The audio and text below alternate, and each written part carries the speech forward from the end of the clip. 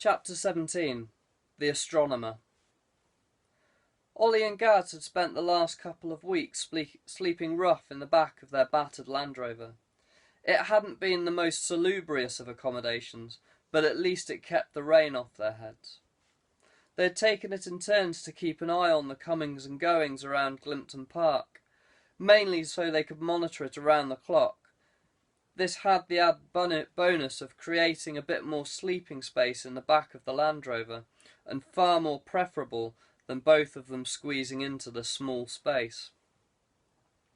Recently there had been an increased amount of activity at the estate, centred around the two hangars at the rear of the main house. Lord Norwood was obviously gearing up for something. Since the duo's explosive exploits, Lord Norwood had increased the number of patrols around the perimeter of the estate, and it had become increasingly more testing to gain access onto the property, so they had to rely heavily on the two cameras on the hangars.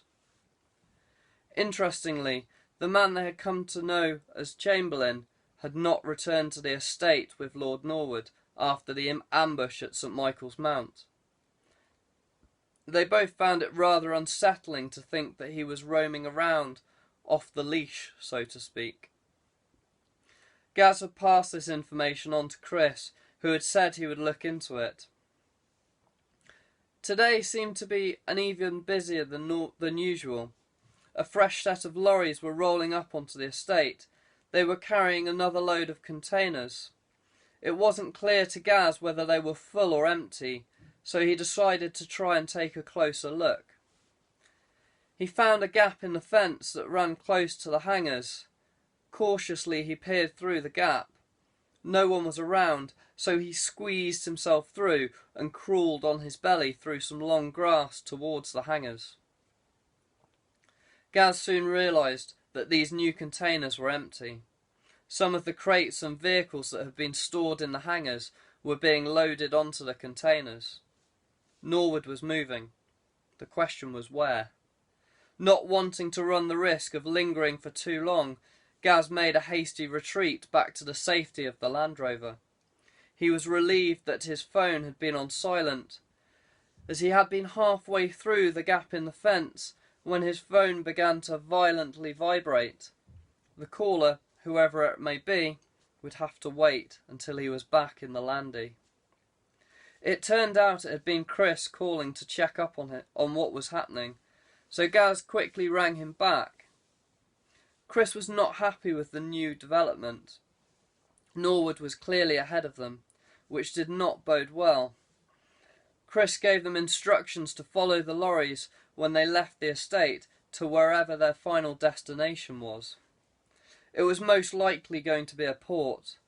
He told the chaps to keep a low profile and to let him know if there were any further developments. It was crucial to at least stay abreast of what Norwood was doing, even if they could not stay ahead of him. After speaking to Ollie and Gaz, Chris expressed his concerns to James. "He's on the move. I wish I could keep up with his organisation. They seem to be just that little bit more informed than I would like. I hope the Professor can hurry up and finish that translation. Time's starting to run out." The anxious tone of Chris's voice mirrored his feelings of concern. "I agree. He does seem to be rather hard to predict. He must have discovered where another one of the books is." "Yes, I just wish I knew where it was. If the guys find out which ship the containers are loaded onto, we may be able to find out what her destination is." "That is, if she doesn't change her course once she's put to sea. Norwood will no doubt be expecting you to trace the ship's destination, or something similar, and take precautions." "I have already thought of that. I was hoping you might be able to get in touch with one of your contacts at Naval Intelligence and ask them to track the ship."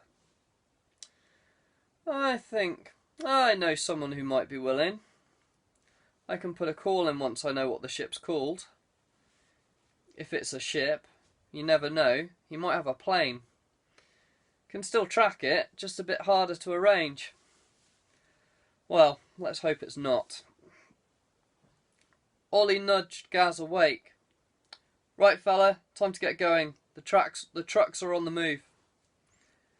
Gaz had gone back to sleep after Chris's call. He'd spent most of the previous night awake keeping watch on the estate, and as the trucks had taken some time to be loaded up, he decided to take the opportunity to get some much-needed sleep. Ollie'd taken over the watch. Did you have to wake me? I was having such a pleasant dream. Me and Kate Beckinsale on a beach. Couldn't you have waited at least 15 more minutes? Why did you wake me?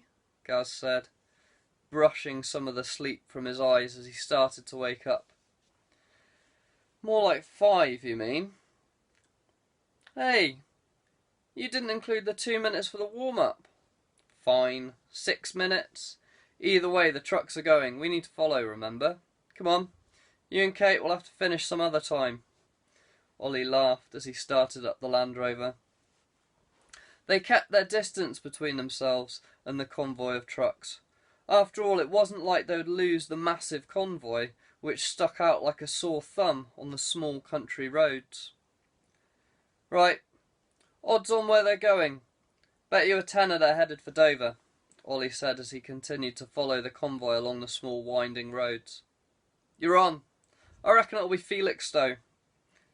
It turned out that they were both wrong, as the lorries continued down the A34 at Cheveley rather than joining the M4. They were headed for Southampton. Gaz and Ollie pulled up in a lay-by close to the entrance of the container terminal and watched the convoy turn into the docks and proceed to one of the staging areas. Huge cranes quickly swung into action, lifting the containers off the lorries and adding them to the massive stacks already awaiting shipment. We could be here for some time. Fancy a coffee? Gaz asked, feeling the need for a warm drink. Yeah, may as well. There's a burger van over there. Won't be anything special, but at least it'll be hot. They sat in the Land Rover sipping their coffee as they waited to see which out of the possible 7 huge ships the containers would eventually be loaded onto.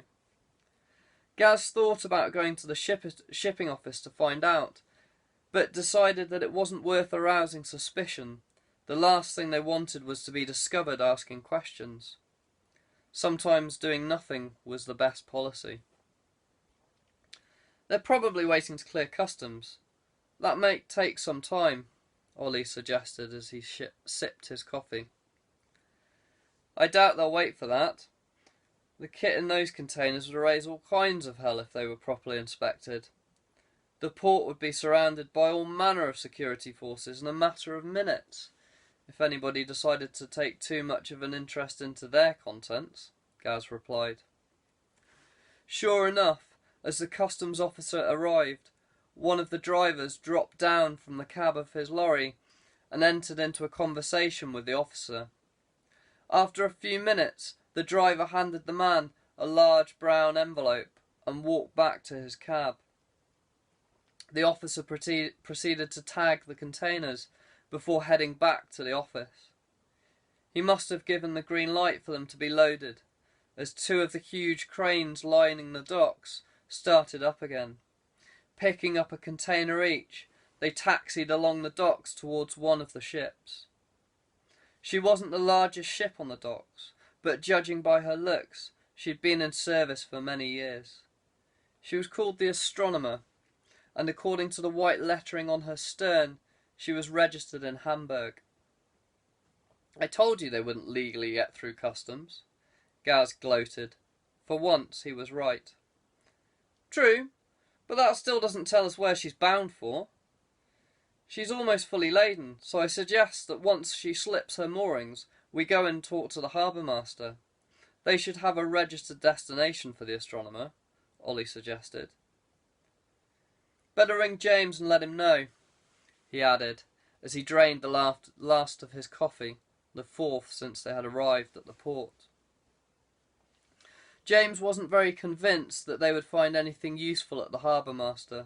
He was sure that the ship had not stated its true destination, so he decided now would be the best time to contact his friend at Naval Intelligence and call in a favour. Lieutenant Commander Thomas Bradbury sat in his office at HMS Neptune, Faslane. He had been attending to the mountainous pile of papers in his tray. He'd been tasked with reviewing the tactical operations of the Vanguard nuclear submarines. The subs had been busy since the political situation with Iran had deteriorated, and this workload had been added to since intel had come to light that suggested the North Koreans intended to launch a long-range test rocket to allegedly place a satellite into space on the 12th of December. This alleged test didn't fool anybody. The West knew that they were really intending on testing long-range missile capabilities for a nuclear program, and the North Koreans knew that they knew. It was just saber-rattling, a political game of cat and mouse to see how far the West would allow them to go. As a result, the vanguards had been more active of late, and there was even the possibility that HMS Astute would have to cut her sea trials short and help out. Either way, his in-tray had been rather full, and he was only just starting to make a dent in the stack. It was a pleasant surprise to receive a call from his old friend. He hadn't spoken to James for quite some time. In fact, they hadn't spoken since they'd worked together in the Gulf some 4 years previous. James Middleton, of all the people who could have called, I wouldn't have guessed it would have been you. Good to hear from you. It's been a while. I understand you've recently taken a break from the service. Not for good, I hope, the Lieutenant Commander said warmly. Retired's more the word I'd use, and it's indeed been far too long. How are things up on the Clyde? James asked. Busy. These North Koreans have really put the wind up the higher-ups at the moment. Mustn't say too much. I'm guessing this isn't a social call. As much as I'd like to have a proper catch-up, I'm afraid I do have a favour to ask. I thought you said you were retired. You know, under the circumstances I can only do so much. Would be different if you were active. Nevertheless, I think I know you well enough that if you are asking, it must be important enough. If it's in my power to do so, I will. As long as it doesn't involve the subs. They are rather busy at the moment. No, nothing quite that extreme. That would be more something Chris would ask for. James laughed. I'm interested in finding the destination of a ship. She sailed from Southampton about an hour ago. She's called the Astronomer and registered in Hamburg. The harbour master claims that she's bound for San Francisco, but I have a feeling that it is not the only place she is going to stop, if she terminates there at all. That name sounds familiar. Yeah, it should do. She has the same name as that ship that was converted to be a helicopter carrier during the Falklands and went on to become RFA reliant, but she was scrapped years ago. Ah, yes, I remember her well. As I recall, she ended up seeing quite a lot of action. She performed very well considering she wasn't originally designed as a military vessel. You know that I'm not really meant to ask intelligent officers without good reason. Do you have any evidence of it being a security threat? Since the WMD thing, we've had to be rather careful about what resources are being used for what. I had a feeling you'd say something along those lines. Let's just say that she's of interest at present. Remember that thing I helped you with once? Consider this the repayment. Why am I not surprised you'd bring that up? Is it a national security matter? I'm not at liberty to discuss that. Come on, I do have top-level clearance. Sorry, I can't say more. Let's just say that it could turn into one. Fine. I suppose I could call in a training exercise for one of the new members of the team. That would circumnavigate the red tape. But I can't take up all of our satellite time following it. Is that acceptable? That's perfect. I don't need to know all of her passage. Just where she stops and what's offloaded. Many thanks. I'll stay in touch. Great, that's my career down the toilet. I have a feeling this won't be the last favour you ask for. Hopefully not.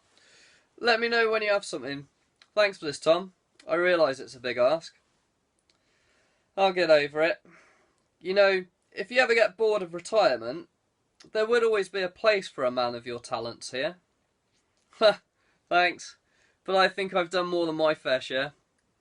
James hung up, still slightly amused by the offer that Tom had made. Devon had spent 3 days hard at it. The script kept on changing its meaning the further she got. In the end, she had more questions than she had answers. So far she understood that the Sumerians had made a total of 6 great journeys over both land and sea. They had split something of great value, some sort of relic, into 7 parts to prevent it falling into the hands of some evil power.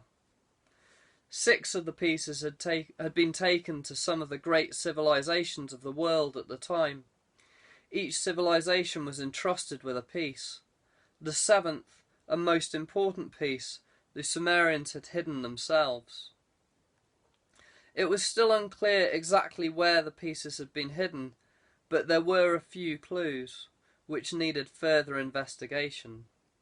She knew that her extensive knowledge of ancient civilizations would certainly help to narrow down the possibilities. Surely they must refer to the great civilizations that had become known as the first great peoples of the earth. In Mesoamerica, the Mayans. In the Aegean Sea, the Minoans. The Egyptians of the Nile Valley. The Harappa in the Indus Valley. And the Shang of the Huanghe. She suspected that the latter dynasty might actually turn out to be the Shah, rather than the Shang. The Shah were thought to be earlier than the Shang, but to date there had never been any archaeological evidence to support the Chinese records. In total, that would potentially account for 6 of the 7 civilizations, if you included the Sumerians. The question was, who was the 7th? So much of the world had yet to be explored. In reality, archaeologists had only scratched the surface of what lay beneath the dust. Part of her problem was that the map itself was incomplete. She only had the Americas, and what she could only assume was Antarctica. But surely there had never been any civilizations that inhabited that cold expanse of ice. It was a wasteland. Temperatures there dropped well into double figures. Ferociously cold winds ripped through the solid landscape, tearing at the ice-covered mountains, carving strange, bizarre, and often spectacular shapes into the frozen ancient water. Ice storms, far worse than any sandstorm, could decimate huge areas on the ice caps. Surely even humans, who as a species had proven themselves to be very adaptable to environments, could not survive those harsh conditions. She turned her attention to the Mesoamerican region on the map. There were a few Olmec-type civilizations in the region. The greatest of these had been the Maya. They had certainly been the most advanced and odds-on favourite to receive such an artefact. Devon just wished she knew what the artefact was. Captain Flack clearly knew a lot more than he was letting on. In fact, it was high time that she got some answers from her mysterious employer. Something told her that she didn't really want to know. Unfortunately, she had a Pandora-like trait and could not resist the urge to peek under the lid. Chris and the others set themselves up in one of the studies at Martinstow.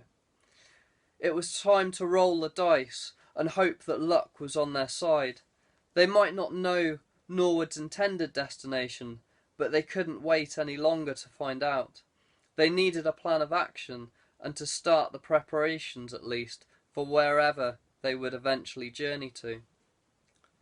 "I think we should go to the States," Chris was saying. It's on the map. We can use that as a starting point from which to then track down the next piece of the book once the professor has finished decoding the map.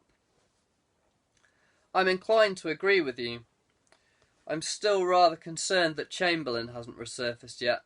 That man is trouble, and guaranteed to throw a spanner in the works just when you aren't expecting it, James replied.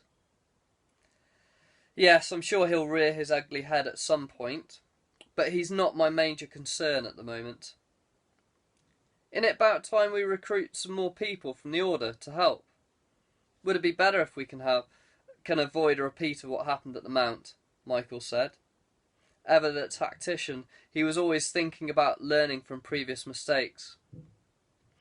The problem is, it's hard to travel quickly with a large group. There probably will come a time when it's necessary to have a bit more help, but I don't think we've come to that point where we need to bridge that gap quite yet, Chris replied. My father agrees. I've spoken to him quite recently. He has the Order on alert, ready to step in if it's required. He does, however, think that it would be best for the moment if they could keep a low profile, James said. Dunna tell me, another elusive organisation. Great, Michael said, rather sceptically. Funny, I see your point. They're not in the same league as the Glove. They were created for a completely different reason, and became involved in this by accident rather than by design. They understand what's at stake.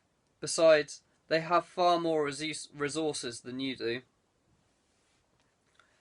It was at this point that Devon entered the room. She felt that it was high time that Captain Flack filled her in on what was going on. Captain Flack, I think it's about time you shone some light on what this is all about, she said in a demandingly stern and dominating voice. Right, Shag, I think I'm going to leave you to it. Good luck, Mon, Michael said with a wink as he and James left the room, not wanting to bear witness to the fireworks that would surely follow. James had seen for quite some time that there would be a rather heated conversation between those two, and didn't want to get involved. Plus he knew that there was definitely some sexual tension lightly simmering below the surface that might also come to the boil at some point, and definitely wanted to avoid that awkward situation. Devon, I'm sorry, but that information's privileged, and only for those who need to know, and I'm afraid you just don't need to know. Oh, please, cut the sanctimonious bullshit. Your mysterious persona is starting to wear a little thin. Girl, you're starting to meddle in things that don't concern you. Stop treating me like a child. Then stop acting like one. She slapped him hard across the cheek. It was one of those slaps that if you were a bystander would have made you wince. His cheek burned with heat, and he almost lost his temper, but he managed to control the rising anger. Don't do that again. I won't be held responsible for the consequences. Devon took no notice and attempted to slap him again. This time Chris was ready for the oncoming assault and caught hold of her wrist. She glared at him, but he held her arm in a firm grip. They stared into each other's eyes for a few moments, trying to gauge which one would break first. Let go of me. You're hurting me. Young lady, you need to learn some manners, Chris replied. Devon's back was almost up against the wall when Chris decided that there was only one good solution to this standoff. He leant into her and planted a firm kiss on her full lips. She broke away from him. Well, of all the Devon was cut off mid-sentence as he kissed her again. Secretly, she'd been hoping he would do something like that. Her anger and frustration almost melted away as she embraced the moment. Devon had a very dominating personality and wasn't about to lose control of the situation. Chris may have caught her off guard, but he was in for a surprise if he thought he could have it all his own way. The temperature in the room was rising. Nevertheless, Devon knew exactly what she was doing. She managed to back Chris up, just in front of a low coffee table. As he tried to take another step backwards, he lost his footing and tripped over the table. "You'll have to do better than that. I'm not that much of a pushover. I'll leave you to reconsider your position, Captain," Devon said, looking down upon him as she calmly rearranged her dress before leaving the room. Chris was at a loss as how to respond. His bewildered face watched her depart. There was clearly some chemistry between them, and he wondered what effect this would have on the dynamic of the group. However, she was certainly determined to have her questions answered. The problem he faced was that she had a narcotic effect upon him, and having briefly tasted euphoria, he was hooked, left wondering how he would cope without another hit of that sweet nectar. But at the same time, a decision needed to be made about how much he could reveal about the map, the codex, and the glove. Devon returned to the library. She was now more determined than ever to find the answers hidden within the cryptic symbols of the map. It was clear to her that Chris would not give her the answers that she sought until she had managed to provide him with more information. She knew that the artifact must have travelled to Central or South America, and yet so far she had been not able to narrow it down any further. She knew that there must be something that she was missing, but it was one of those frustrating things, like looking for one's car keys. You know they must be there somewhere, but the harder you look, the more vexing the search becomes. After a few hours of getting nowhere with the map, Devon decided to take a break. Her head was fried. She just couldn't understand it. There had to be some clue hidden somewhere in the text on the parchment, and yet so far she had not had any luck at all. Hopefully a break from the infernal thing would allow her subconscious to come up with a solution. Devon left the library in search of some much-needed caffeine. She bumped into James in the kitchen, who'd taken up most of the kitchen table with what looked like a rifle. It was hard to tell as its stripped carcass was strewn all across the table. "A new toy?" she inquired as she put the kettle on to boil. "What? This old thing? Hardly. Just in need of a bit of TLC. It's hard to break the habit of a lifetime. How are the studies going?" "Oh, don't mention that. It's as if part of the script has faded away over time to the point it has disappeared. Unless it was never there to begin with." "I don't think so. After all, a map is made to show a location, but trying to find where the clues are hiding is proving to be rather tedious." I think you're missing my meaning. What I meant was maybe it won't show up in normal light. Have you thought of trying it under UV light? We sometimes used to use invisible inks to pass on messages that we didn't want read by the wrong people." "I don't think they had the technology back then to do that." "But they would have had lemon juice. It's only visible once heated." "Well, just be careful not to heat it too much. If you burn it, Chris will never forgive you." "Huh. He can go suck a lemon for all I care, at the moment," Devon replied, as she left the kitchen with her coffee, and the glimmer of hope that she may now be able to find the missing clue. Fetching the map, she returned to the kitchen and put the scroll into the Argus top left, which was on the lowest heat, so as not to risk setting it on fire. "How long are you going to leave it in there?" James tentatively inquired, not 100% sure that he was okay with the idea of cooking the map. "Oh, it probably won't need that long. A couple of minutes, maybe. But that's just a guess." Like waiting for a kettle to boil, a couple of minutes seemed to pass by at a snail's pace. After what seemed to have been more like 10 minutes, Devon carefully lifted the now slightly toasted scroll out of the oven, and after James made room on the kitchen table, she laid it out, and they both eagerly examined it to see if anything had appeared that wasn't there before. I wish I'd taken a photo of what it looked like before. It looks exactly the same to me, Devon said, after staring at it for a while. I know what you mean, but then I haven't studied it as much as you have. Was this tiny little mark there before? James asked, pointing to an almost insignificant spot near to what looked like a lake on the map.